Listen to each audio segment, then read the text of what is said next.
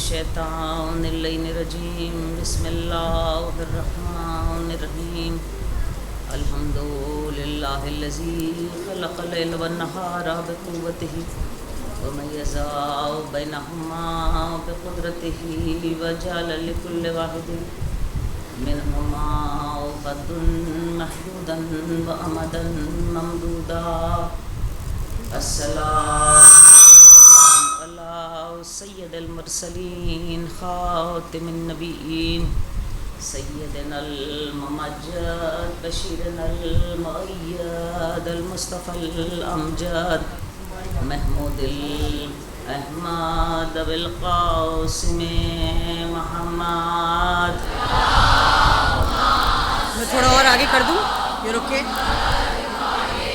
وصاحب دعوت النبویہ والصولة الحیدریہ والعصمت الفاطمیہ والحلم الحسنیہ والشجاعت الحسینیہ والصبر السجادیہ والآثار الباقریہ والمحاصر الجعفریہ والعلوم الکاظمیہ والحجج الرضویہ والجود التقویہ والنقاوۃ النقویہ والہیبۃ العسکریہ والغیبۃ الالہیۃ القائم بامر اللہ.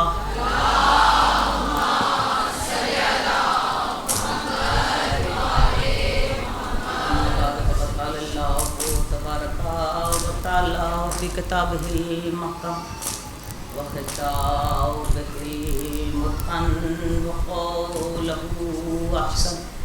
بسم اللہ الرحمن الرحیم والفجر والیال العشر والشفع والوتر واللیل اذا یسر هل فی ذلک قسم للذی حجر علم تر کیف فعل ربک بعاد ارم ذات العماد التي لم يخلق مثلها في البلاد وثمود الذين جابوا الصخر بالواد وفرعون ذي الاوتاد فاكثرهم فيه الفساد فصب عليهم ربك صوت العذاب ان ربك لبالمرصاد. صلوات.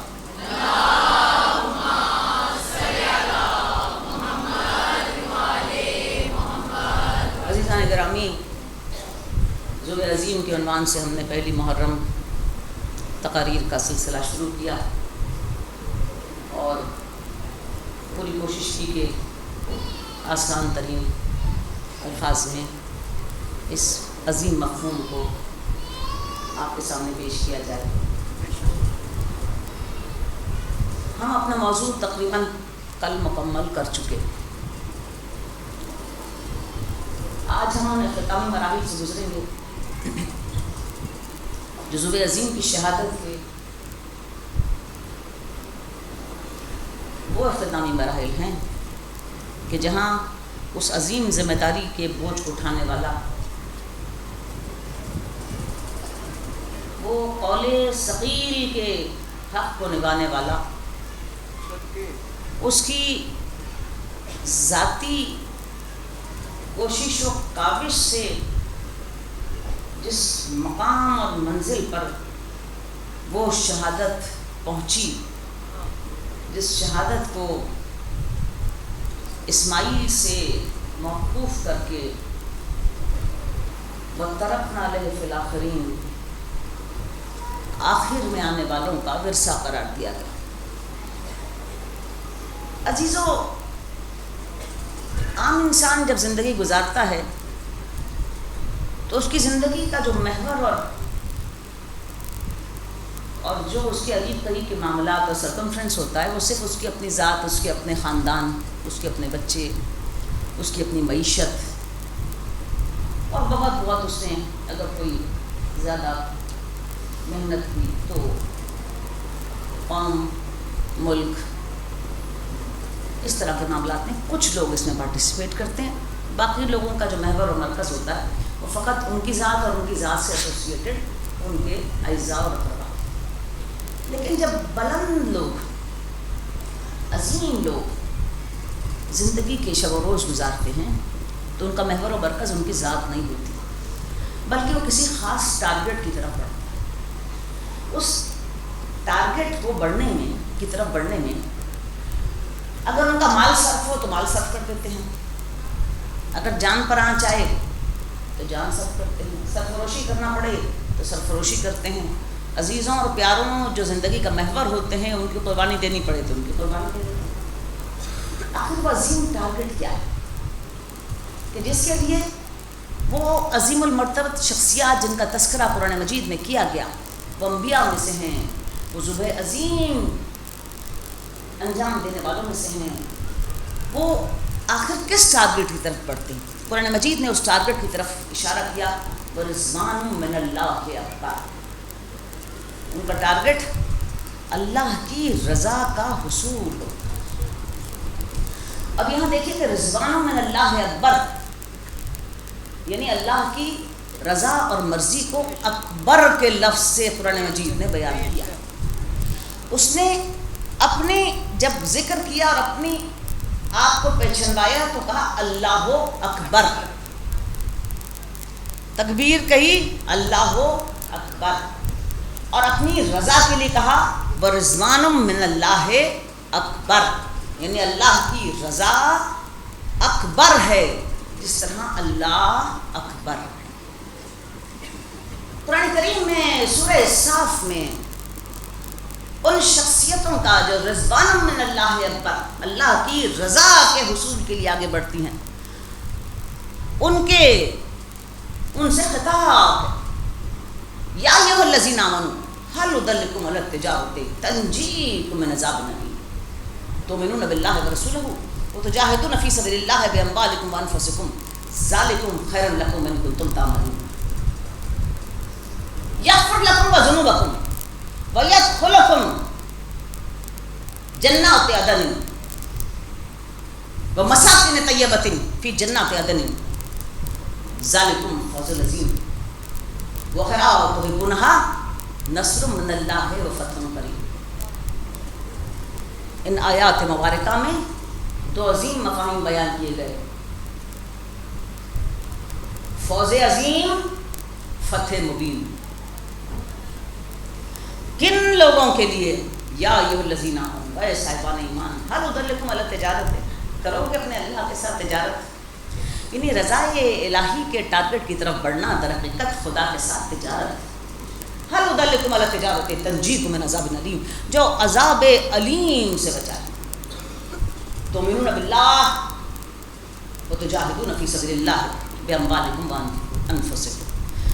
پہلا اس کا تجارت کا اصول، یا پہلی کموڈٹی، یا پہلی جنس جو تجارت کے بازار میں تم نے کو لانی ہے، تؤمنون باللہ، ایمان باللہ، لا الہ الا اللہ.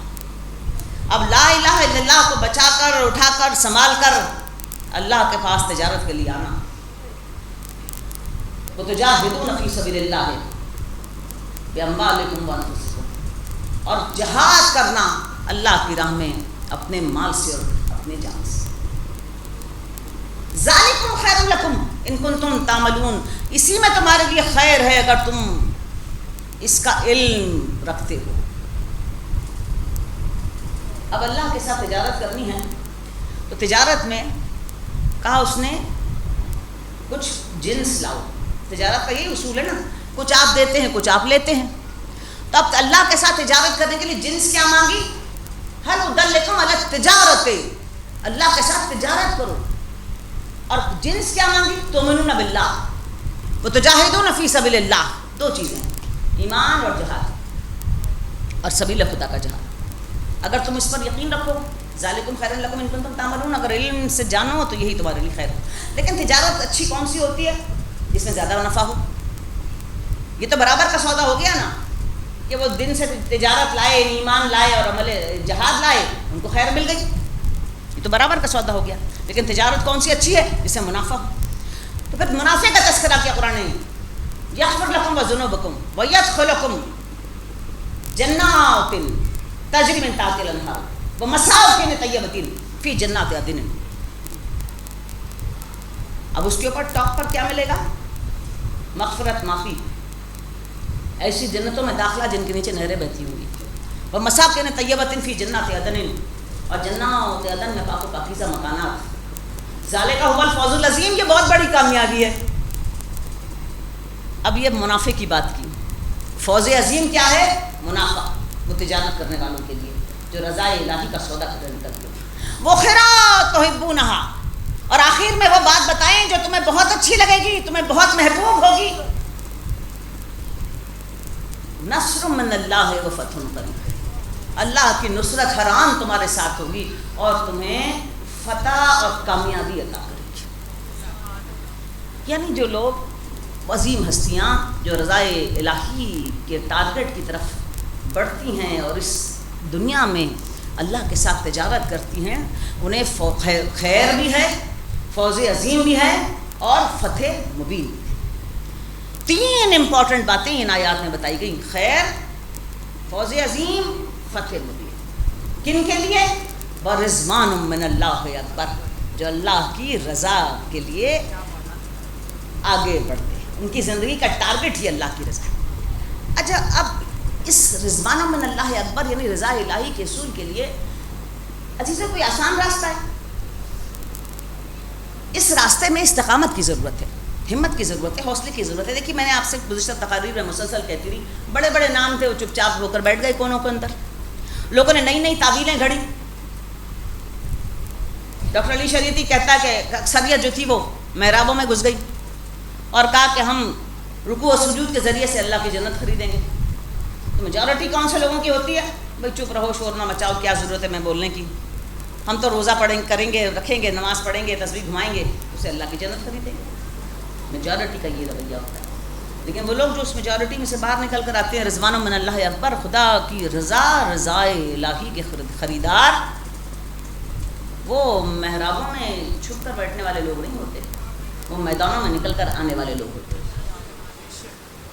سورہ حامیم میں ان میدانوں میں نکل کر آنے والے لوگوں کے لیے کہا ان الذین قاموا ربنا اللہ. ایک بار وہ کھڑے ہو گئے اور انہوں نے کہا کہ اللہ ہمارا رب ہے.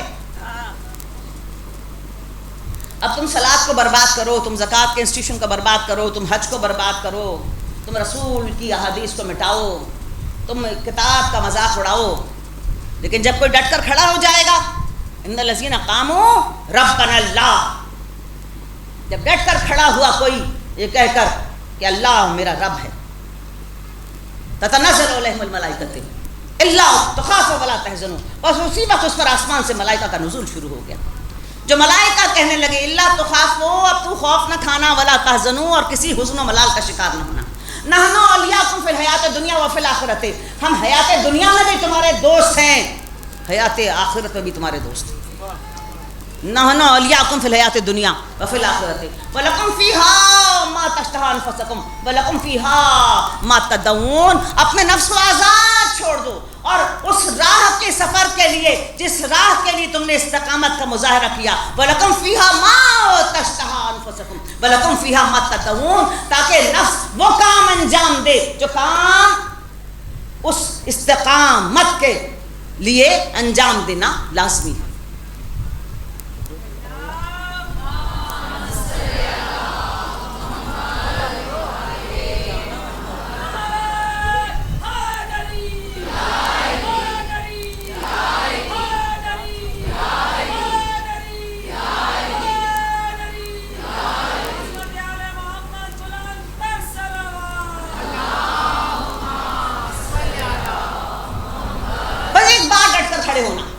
ان الذین قاموا، کھڑے ہو گئے، ربنا اللہ، حکومت سامنے ہو، اقتدار ہو، لشکر ہو، خزانے ہوں، فوجیں ہوں، ظلم ہو، جبر ہو، استبداد ہو، ربنا اللہ، خدا میرا رب ہے.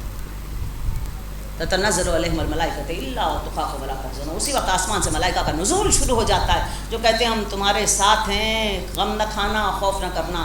نحن اولیاءکم فی الحیات الدنیا وفی الآخرۃ، ہم حیات دنیا میں بھی تمہارے ساتھ ساتھ ہیں، حیات آخرت میں بھی تمہارے ساتھ ساتھ ہیں. ولکم فیہا ما تشتہی انفسکم، وہ نفس اس راہ کا سفر طے کرے جس سے رضائے الہی کا سودا ہو۔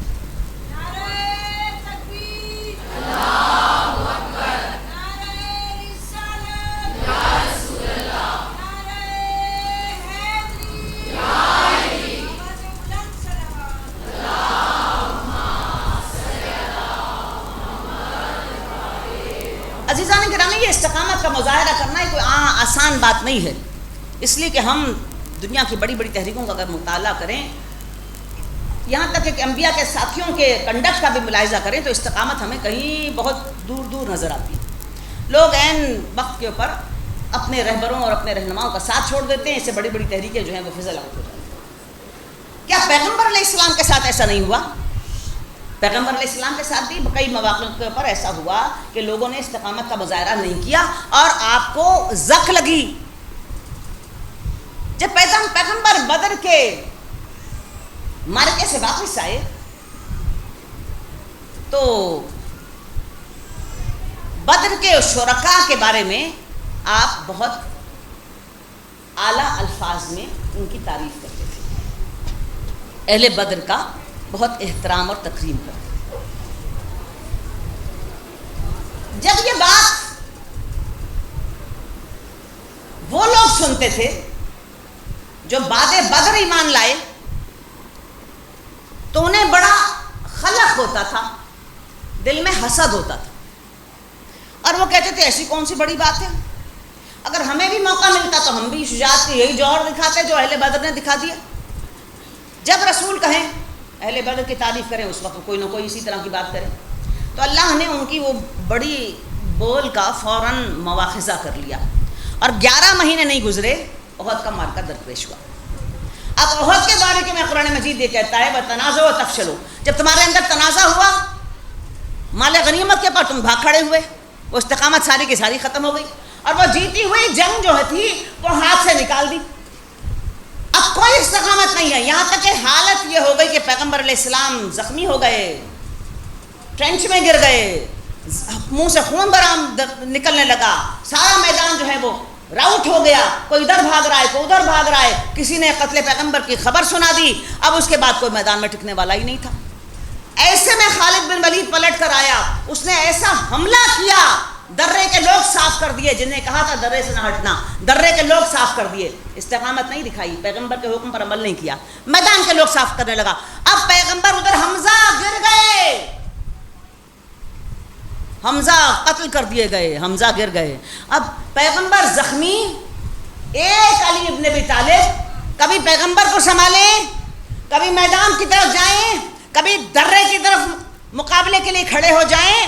یہ ملٹی ڈائمینشنل جنگ تھی احد کی جو علی نے لڑی، ملٹی ڈائمینشنل جنگ، یہاں تک کہ پیغمبر کو پہاڑ پر پہنچا دیا، وہاں جناب سیدہ وہ بہتے ہوئے خون کا روکنے کا معاملہ، اس کو علاج کے لیے مصروف ہو گئی، اور وہاں میدان جناب علی مرتضیٰ کے ہاتھ میں، اب کوئی بھی نہیں ساتھی، سارے کے سارے اتنی دور چلے گئے کہ لوگ تاریخیں لکھتی ہیں کہ جب احد کے معاملے کے بعد 3 دن 4 دن کے بعد لوگ واپس پلٹ کر آئے۔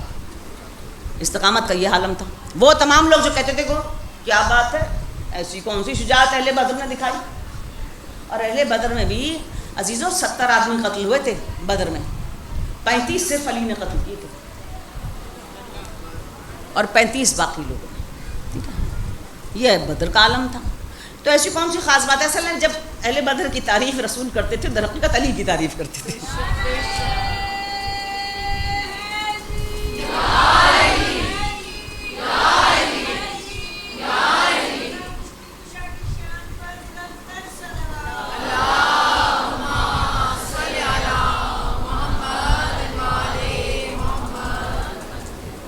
تو در حقیقت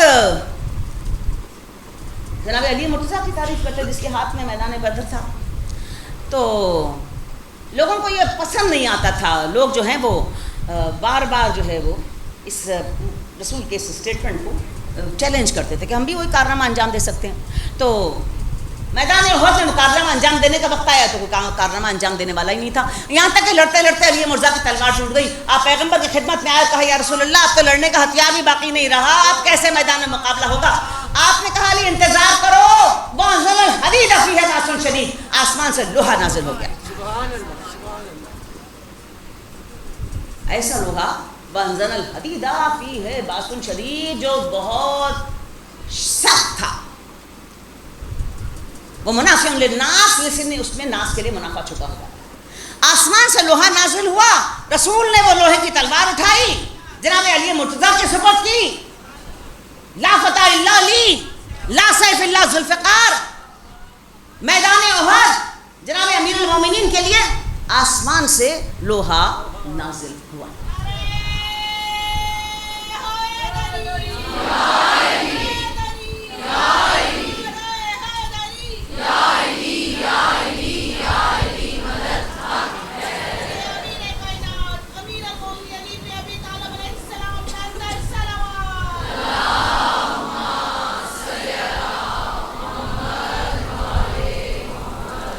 آج سائنس یہ کہتی ہے کہ لوہا جو ہے نا وہ اس زمین کی پیداوار نہیں ہے. جیسے پیٹرول زمین سے نکلتا ہے اور دھاتیں زمین سے نکلتی ہیں, لوہا اس زمین سے نہیں پیدا ہوا, لوہا کہیں سے آیا. اور جدید سائنس کی ریسرچ یہ کہتی ہے کہ کچھ شہاب ثاقب ملینز آف ایئرس پہلے وہ شہاب ثاقب ٹکرائے, پھٹے. وہ میٹیورائٹس جس کو کہتے ہیں وہ سپلٹ ہوئے, پھٹے, اور انتہائی شدت کے ساتھ ان میٹیورائٹس نے زمین کا سفر طے کیا, اور زمین کا سفر طے کر کے وہ زمین میں گڑ گئے. اس کے بعد زمانے کی ملینز آف ایئر کی وہ مٹی دھول وہ جمع ہوتے ہوتے وہ پہاڑ بن گئے. وہ آئرن اور جس سے نکلتی ہے جن پہاڑوں سے, وہ اس میں پیدا نہیں ہوئی, وہ کہیں سے آئی. اور قرآن مجید نے کہا وانزل الحدید فیہ باس شدید, لوہے کو ہم نے نازل کیا. تو لوہا وہ دھات ہے جو نازل ہوئی. اب جناب لوہا کی دھات نازل ہو گئی, لوگ وہاں بھاگ گئے. یہاں ایک آدمی میدان سنبھالے رہا, رسول بھی سنبھالتا رہا, میدان بھی سنبھالتا رہا, درہ بھی سنبھالتا رہا, یہاں تک کہ وہ حملہ کرنے والوں کو راؤٹ کیا گیا.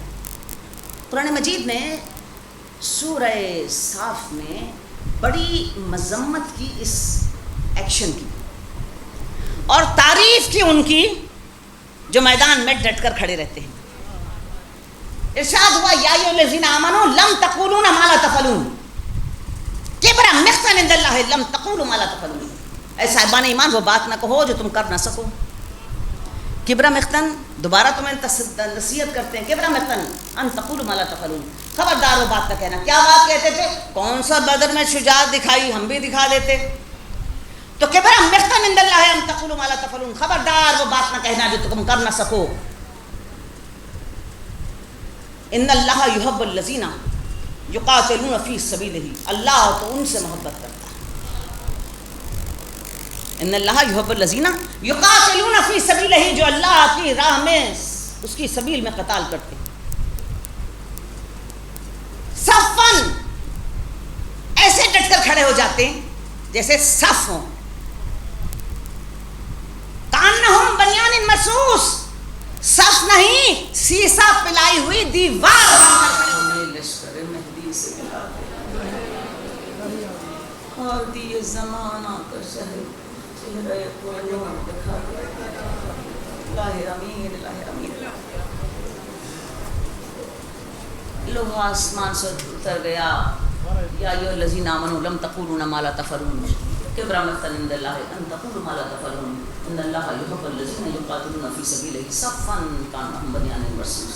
اللہ تو ان سے محبت کرتا ہے جو اس کی راہ میں جب قتال کے لیے نکلتے ہیں تو صف نہیں سیسا پلائی ہوئی دیوار ہوتی. یہاں پر دیکھیے کہ یہ دونوں کموڈیٹیز ہیں نا, جس کے لیے کہا کہ اللہ کے ساتھ تجارت کرو, ایمان باللہ, اور تجاہدون فی سبیل اللہ باموالکم وانفسکم. اور جب ایک بار کہا کہ اللہ ہمارا رب ہے تو ڈٹ کر کھڑے ہو جاؤ, اور جب ڈٹ کر کھڑے تو آسمان سے ملائکہ کا نزول شروع ہو گیا. انہوں نے کہا حزن نہ کرنا, ملال نہ کرنا, ہم حیات دنیا اور حیات آخرت میں تمہارے ساتھ. اب ان پیرامیٹرز کو ذرا آپ جہاد امام حسین علیہ السلام پر رکھ کر دیکھیں. ٹارگٹ کیا تھا امام حسین علیہ السلام کا؟ رضوان من اللہ اکبر. اور اس رضوان من اللہ اکبر کو جب آپ نے ایکسپلین کیا, اور آپ نے اپنی جنس کو جو بیچنے کے لیے آپ لائے اپنی جان, تو اپنے منشور کو جب مدینے سے نکلتے ہوئے وقت تاریخ کے حوالے کیا تو آپ نے ایک وصیت لکھی اپنے بھائی محمد ابن حنفیہ کے نام. یہ وصیت نہیں ہے، یہ تاریخ کے نام حسین ابن علی کا وہ منشور ہے جو آپ نے کربلا کے ابتداء میں واقع کربلا کے درپیش ہونے سے پہلے یہ منشور لکھ کر مدینے میں چھوڑ دیا. ان الحسین اشہد ان لا الہ الا اللہ وان محمدا عبدہ ورسولہ وجاء الحق من عند الحق وان جنۃ والنار بالحق وان ساق الآیات لا ریب فیہا ان اللہ یبعث من فی القبور انی لم اخرج شرا وبطرا وظالما ومفسدا انما خرجت لطلب الاصلاح فی امت جدی وامرہ بالمعروف وانہا عن المنکر واسیر بسیرت جدی وابی علی ابن ابی طالب فمن قبلنی بقول الحق واللہ اولی بالحق ومن رد علی هذا الصبر حتی یقضی اللہ بینی و بین القوم بالحق. یہ منشور ہے کربلا کا. اس منشور میں کیا ارشاد فرمایا اپنے امام حسین علیہ السلام نے کہ اللہ کی رضا خریدنے کے لیے جا رہے ہیں، لیکن سب سے پہلے ایمان کی گفتگو کی. ان الحسین اشہد ان لا الہ الا اللہ. حسین اس بات کی گواہی دیتا ہے کہ خدا وحدہ لا شریک. یہی تجارت کے لیے مانگا تھا نا، یہ جنس لے کر آؤ. وَإِنَّ مُحَمَّدًا عَبْدَهُ وَرَسُولَهُ جاء الحق من عند الحق. اور محمد اللہ کا نبی اور اس کا بندہ ہے جو مقام حق سے پیغام حق لے کر آیا. وَإِنَّ جَنَّةَ وَالنَّارِ بِالْحَقِّ. اور جنت بھی حق ہے اور نار بھی حق ہے. وَإِنْ سَاءَتْ الْآيَاتُ لَا رَيْبَ فِيهَا وَإِنَّ اللَّهَ يَبْعَثُ مَنْ فِي الْقُبُورِ. اور وہ سات وہ گھڑیاں سچی ہیں جب اللہ قبروں سے ان کے مکینوں کو باہر نکال دے گا. یعنی ایمان باللہ کی بات،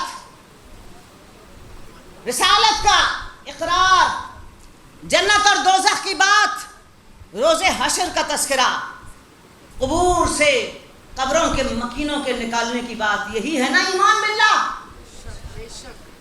اور اس کے بعد کہا انی لم اخرج شرا و بطرا وظالما و مفسدا. میں اس لیے نہیں نکل رہا کہ میرے دل میں کوئی شرارت ہے، شر ہے. بطر یعنی اتنی نعمت میرے پاس ہے کہ میں آپے سے باہر ہو جاؤں.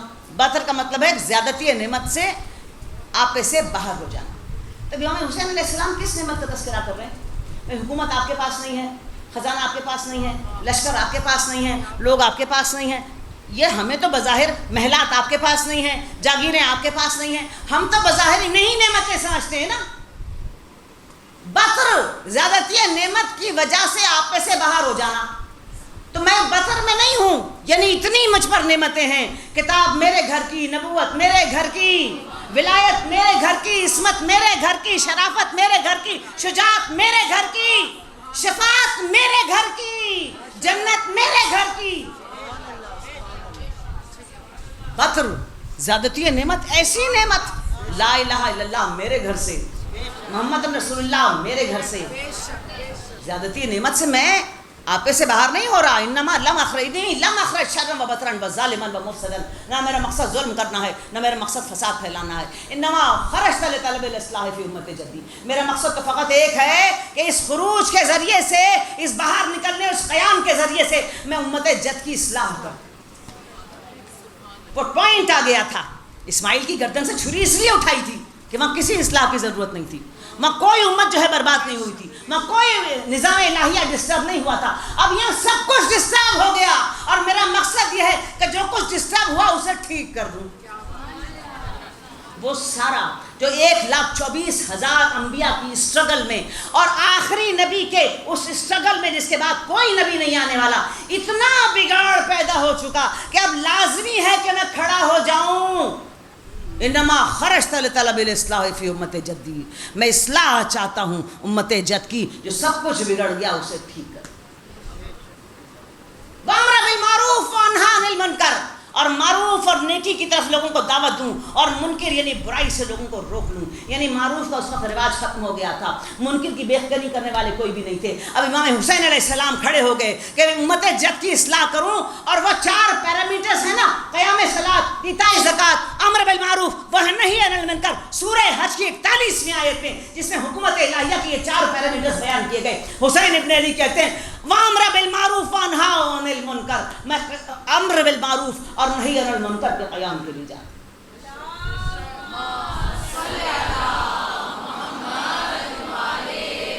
وَأُسِيرُ بِسِيرَةِ جَدِّي وَأَبِي، اور میرا مقصد یہ ہے کہ زندہ کر دوں سیرت نبی کو، میرے جد کی سیرت کو جو لوگ مردہ کر رہے ہیں.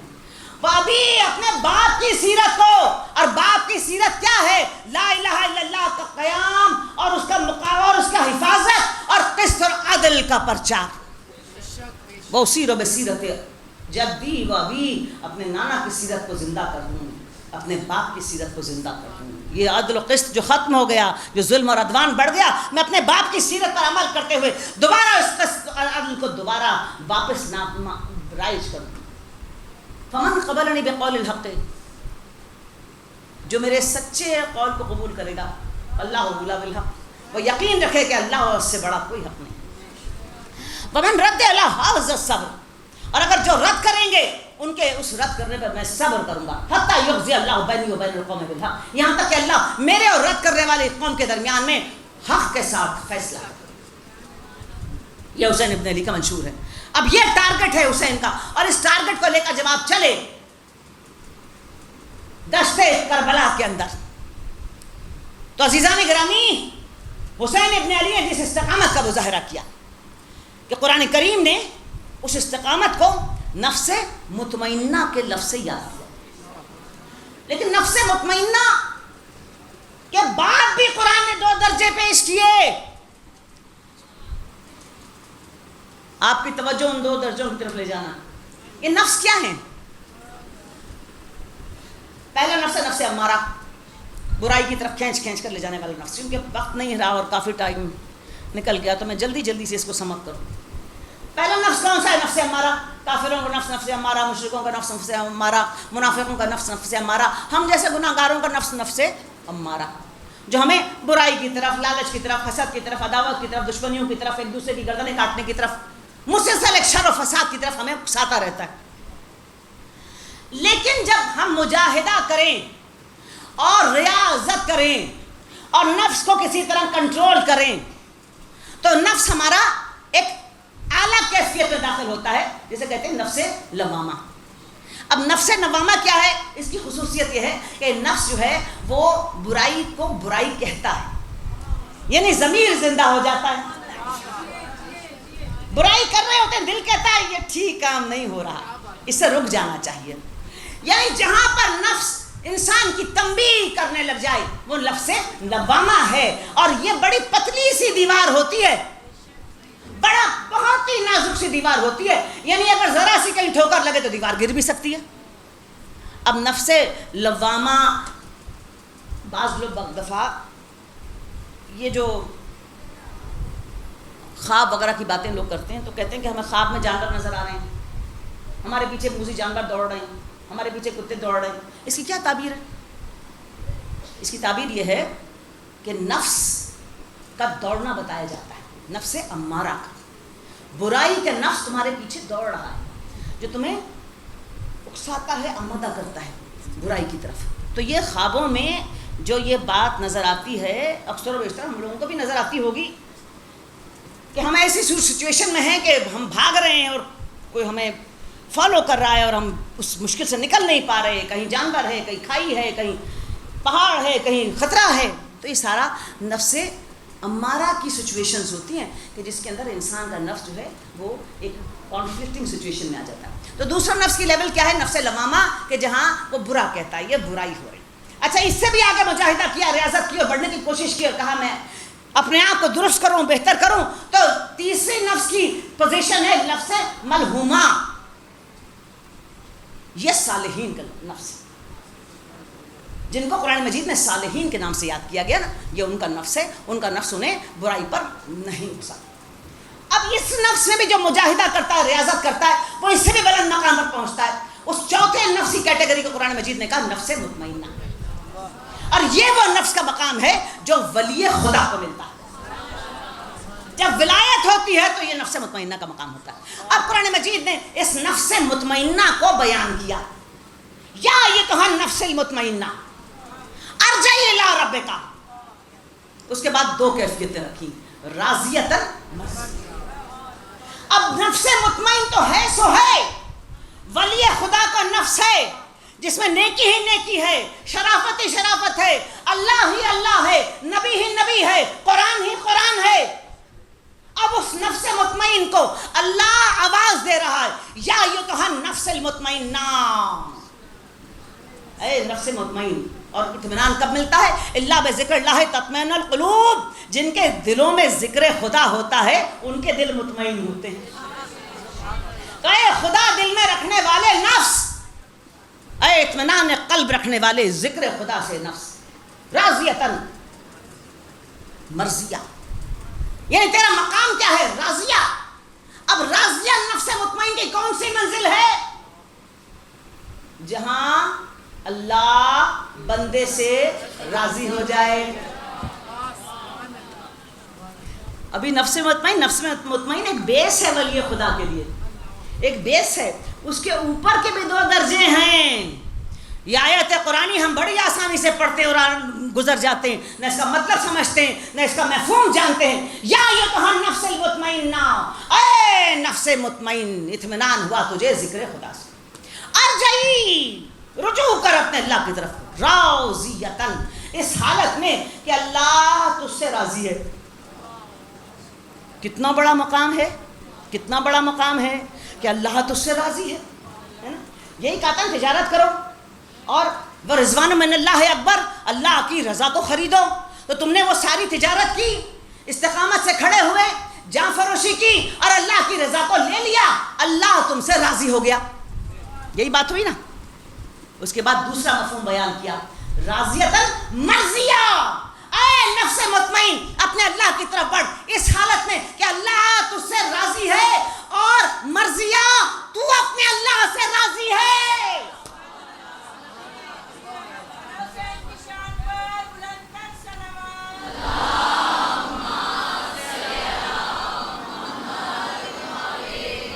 نفس میں مطمئن کا پہلا اسٹیج راضیہ, اللہ راضی ہے تجھ سے. اللہ راضی ہو جائے بہت بڑی بات ہے. ارے لیکن اللہ جب دوسری بات کہے مرضیہ, تو اپنے اللہ سے راضی ہو گیا, ہم اس بات پہ خوش ہیں. یعنی بندہ اپنے اللہ سے راضی ہو جائے. ذرا کمال دیکھو اس بندے کی بلندی اور مقام کا, کہ وہ اللہ اس سے راضی ہے اور کہتا ہے کہ تو مجھ سے راضی ہو گیا, یہ میرے لیے خوشی کی بات ہے. اب اس رضا کا راضیۃً مرضیہ کا کہ تین مقامات ہیں کم از کم. پہلا مقام یہ ہے کہ جب اختیار ہو مصیبت سے بچنے کا, تو اس اختیار کو استعمال نہ کیا جائے.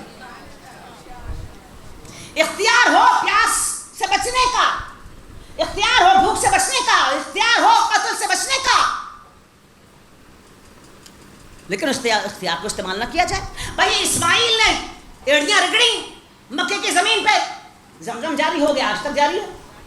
تو جا علی اصغر ایڑیاں رگڑ دیتا.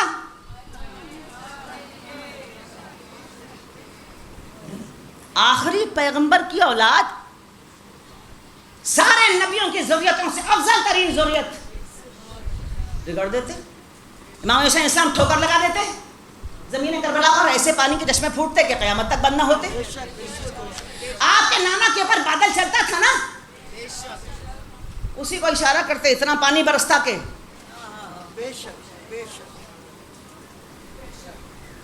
پانی کی کمی نہ رہتی. اب اختیار تھا, نہ پیاسے رہنے کی ضرورت تھی, نہ بھوکے رہنے کی ضرورت تھی. اور جب سامنے قاتلین کھڑے تھے, اختیار تھا, ایک لمحے میں انہیں ادھر سے ادھر کر دیتے. لیکن پہلی منزل رضا کی یہ ہے کہ اختیار رکھتے ہوئے اس خدا کی خوشنودی کے لیے اس اختیار کو استعمال نہ کیا جائے. پانی پی سکتے ہیں ہم, بھوک مٹا سکتے ہیں ہم, قاتلوں کو ادھر سے ادھر کر سکتے ہیں ہم, لیکن ہمارا اللہ اگر اس پہ راضی نہیں اور خوش نہیں, اللہ کی رضا کے لیے اختیار کو استعمال نہ کرنا۔ پھر دوسری رضا کی منزل یہ ہے کہ جب مصیبت پڑے تو مصیبت کی تلخی سے حالت کا متغیر نہ ہونا۔ جب مصیبت پڑتی ہے تو تلخ ہو جاتا ہے نا آدمی، حالت بدل جاتی ہے، چہرے کی حالت بدل گئی، جسم کی حالت بدل گئی، عجیب قسم کی سچویشن ہو گئی، منہ سے الٹی الٹی باتیں نکلنے لگی، اپنا حال میں نہیں رہتا۔ رضا کی دوسری منزل یہ ہے کہ مصائب کی تلخی سے حال متغیر نہ ہو۔ اور مصائب کی تلخی کیا ہے؟ مصائب کی تلخی کیا ہے؟ ایک کے بعد دوسرا میدان میں جا رہا ہے، وہ گیا اس کی لاش آئی، وہ گیا اس کی لاش آئی، اصحاب کی لاشیں، بچوں کی لاشیں، بھائیوں کی لاشیں، جوانوں کی لاشیں، بھتیجوں کی لاشیں، اس مصیبت کی تلخی کو سہنا۔ اور ابن عساکر لکھتا ہے کہ امام حسین علیہ السلام جب دشت کربلا میں آئے تھے 56 برس کی عمر تھی، آپ کے سر اور داڑھی کے بال سیاہ تھے،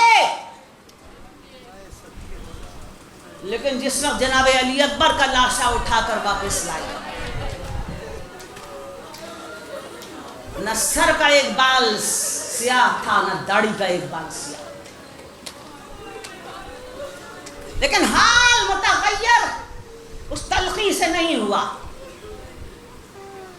تیسری رضا کی منزل، آخری کلائمیکس، جب گردن پر چھری ہو اور یہ پتا چل گیا کہ اب سب کچھ ہاتھ سے نکل گیا، سب کچھ بربادی کی طرف جا رہا ہے، سب کچھ ختم ہو رہا ہے، ایسے میں اس ساری مصیبت اور آفت کو دیکھتے ہوئے بھی اپنے اللہ کے ساتھ اتنا ایسوسیٹ کرنا کہ سر کو سجدے میں رکھ دینا اور پھر پکارنا، الہی قد وفیت بعہدی، اوفو بعہد کا، پروردگار میں نے اپنا وعدہ پورا کیا، تو اپنا وعدہ پورا۔ سجدے میں سر تھا امام حسین علیہ السلام کا،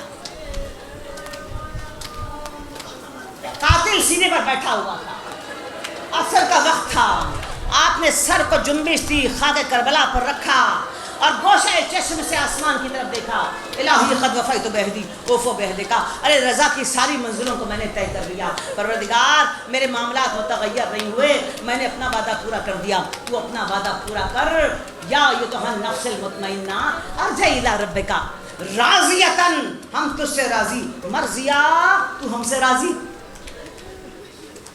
جناب علی اصغر کی ننھی سی لہد حسین ابن علی نے بنائی، واحد لہد جو کربلا میں بنائی گئی۔ اس کے بعد اب خیمے میں تشریف لائے اور بہن سے کہا کہ نانا کے تبرکات لے آؤ۔ جناب زینب وہ تبرکات لے آئیں، آپ نے نانا کا کرتا اٹھایا، اسے جا بجا چاک کیا، کئی جگہ سے پھاڑ دیا، پھاڑ کر اسے زیر لباس پہن لیا۔ ارے جب بندے قبا باندھنے لگے، بہن بے اختیار آگے بڑھی اور گلا چوم لیا، کہا بہن کیا کرتی ہو؟ کہا مادر گرامی کا حکم تھا، تو زینب جب حسین پھٹا ہوا لباس اپنے لباس کے نیچے پہن لے تو سمجھ جانا میرا لال مقتل کی طرف جا رہا ہے، ماں کی طرف سے گلے کا بوسہ لے لینا۔ بہن نے بھائی کا گلا چوما، بھائی نے بہن کے بازو چومے، اب کہنے کی ضرورت نہیں ہے، عباس نہیں ہے بازو میں رسی بندھے گی، اب کہنے کی ضرورت نہیں ہے۔ اس کے بعد حسین ابن علی نے حکم دیا بیویاں دو قطار میں کھڑی ہو جائیں، میں سب کو خدا حافظ کہہ دوں۔ بیویاں دو قطار میں کھڑی ہو گئیں، ایک ایک کا نام لیا اور انہیں سلام آخر کیا، دروازے تک پہنچے، کہا اماں فضا تم پر میرا سلام ہو۔ خیمے سے باہر نکلے، یمین و یسار دیکھا، دائیں اور بائیں دیکھا، ارے کوئی سواری کا لانے والا بھی نہیں ہے، بے چارگی کا عالم ہے، حسین کی سواری لانے والا کوئی نہیں۔ عجیب منظر حسین ابن علی کی آنکھوں نے دیکھا کہ بہن سواری کی لگام پکڑ کر لا رہی ہیں، ہائے کربلا، یہ آل محمد کی قربانی۔ زینب سواری لے آئی، بھائی کا بازو تھاما، گھوڑے پر سوار کر دیا. یہ نسل محمد مصطفیٰ کی قربانی ہے، یہ ذبح عظیم کی قربانی ہے. گھوڑے کو ایڑ لگائی، میدان کی طرف جانا چاہتے تھے، گھوڑا نہیں بڑھا. آپ نے کہا ہے اسب وفا با وفا، یہ میری آخری سواری ہے، اس کے بعد حسین مجھے تکلیف نہیں دے گا. گھوڑے نے سر جھکا لیا. اب کیا دیکھا؟ ٹانگوں سے سکینہ لپٹی ہوئی.